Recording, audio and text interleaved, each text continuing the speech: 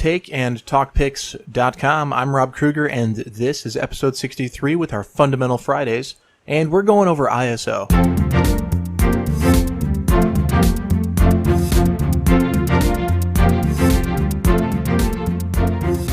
So today, Photo World, I'd like to go over ISO. And the past couple weeks, we were doing the other parts of the exposure triangle. Shutter speed, again, that is the duration of time the image is captured. And then aperture, which is the opening in the lens for how much light is coming through or how little light is coming through to be captured. So ISO is actually a setting used in photography for adjusting the sensitivity to light for film or a digital sensor. ISO is really referred to as the film speed. Okay, it's on the film or the digital sensor of how fast it reacts to a scene. So a low ISO, like ISO 100, is not very sensitive to light, and therefore it takes a little bit longer to capture an image. Now if you go to a farther end of the spectrum up to ISO 3200, it becomes very sensitive to light. And in fact, ISO 3200 is 6 stops away from ISO 100. So it becomes 6 full stops, which is double again, and double one more time the sensitivity. It gets crazy sensitive, really. And the problem with ISO has always been quality of the image. So the lower the ISO, the better the quality of the image. In film, we refer to this as grain, because with film it is silver salts, and when you have larger silver salts, they are more sensitive to light. When you have smaller silver salts, they're not as sensitive, and that's how they actually determined what the ISO would be, or then ASA would be. So the reaction to light chemically was the speed of that film. Now with the digital sensor, it's just a numeric value that we give, and we turn up or turn down the sensitivity on our cameras. And in full stops, ISO is one of the easiest settings to remember how it works. It goes half or double numerically. Same with the sensitivity. It's either twice as sensitive or half as sensitive. So ISO 100 to 200, 400, 800, 1600, 32, 64, 12,800. And there are stops beyond that 12,800. There are a couple stops lower than that ISO 100, but in today's DSLRs, you're going to find a starting point or a native ISO sensitivity starting at about 100 and going up to that 12,800, depending on the camera. If you're on the podcast, listen along. That's great. If you're on the YouTube channel, take a look and pause on these images, because you can see a difference in the quality of the image from ISO 100 working your way up to what I have in the maximum here is ISO 3200. And when a scene is well lit, or at least appropriately lit for those settings, I find that the ISO isn't as affected. But if you want to find the quality issues, you can look at the shadow areas. So if you look in the background of this image into the black bokeh areas in the background, you can start to see there is a graininess, or what we call in digital noise, because it is a digital effect. It's noisy on the sensor there, but it gives us that same sandpaper kind of grain look that we have in film. So here I have just the two comparing very close side by side, 100 to 3200, and it's a lot easier that way instead of the progression, so you can really see that difference, especially behind the subject. And also, there is a difference in clarity of the image. So it's very subtle, but if you're looking at them side by side, it looks like the ISO 100 subject matter is a little bit more vibrant, a little bit clearer, and the ISO 3200 doesn't quite capture the same effect. Now what that is it's the smoothing out between the noise, trying to make the picture work. So that noise really does affect the sharpness or the quality overall. It's subtle, but it is there.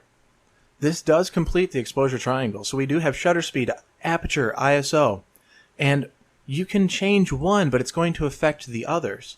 So if you have a shutter speed going from an eighth of a second all the way up to a 500th of a second, it's getting faster in its time. Well, if you want to have an equivalent exposure depending on where you're at, you're going to need a more sensitive ISO to compensate for that higher shutter speed.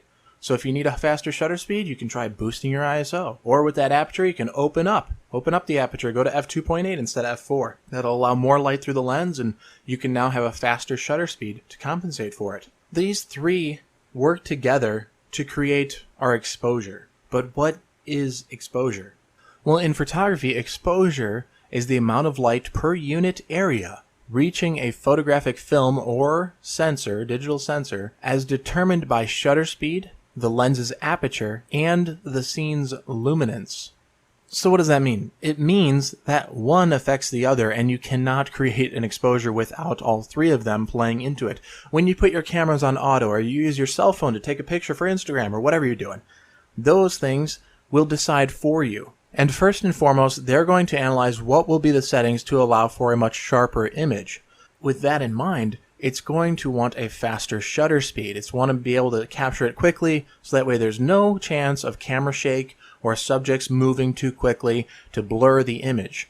So shutter speed is its main priority when it's thinking for an auto setting. It wants to make sure it's going to be a nice, clear, easy image for you. Secondly, it's deciding how much light is coming through and how much focus plane do you need. Do you need a longer depth of field with a smaller aperture? Do you need a shallower depth of field with a larger aperture? And then lastly, it uses ISO for the remaining portion of the exposure to determine, okay, this is kind of the one last thing I need to make sure that those other two settings can work. This is why I really dislike auto, because auto typically will result in too high of an ISO for my liking. Now, as photographers, we typically want a very low ISO unless we're purposefully doing it for some sort of a quality of the image that we want, or we have no choice. But we almost always aim for the lowest ISO possible, so that way we have the cleanest image available. Even if you wanted that grain look, that quality, there are edit options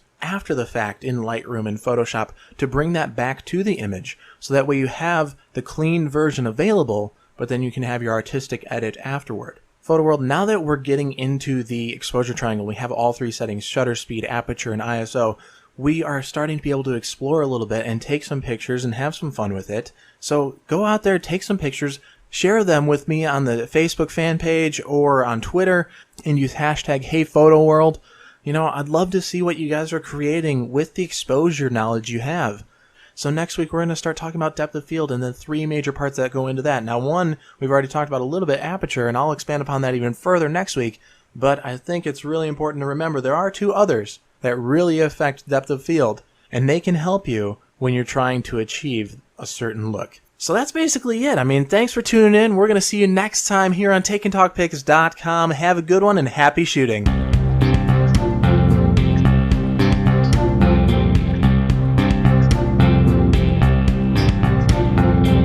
Photo World, are you loving Take and Talk Pics? Maybe you are starting out or wanting to refine your skills in a new area of your photography. Like I say on the show, we are always learning, and that learning doesn't have to stop. At the College of DuPage, their photography program is amazing. I should know. I'm a former student, and now I'm an instructor at the school. Visit cod.edu/photo for more information on their program. Not local to the Chicago area? That's okay. The College of DuPage photography program is now offering online courses. Just check the course catalog for what fits your schedule. Again, that's cod.edu/photo for more information. TakeAndTalkPics.com. Thank you again for joining us today, and we really appreciate you stopping by. Make sure you share this with your friends and photo family out there. We'll see you next time. This is Rob Kruger. Happy shooting.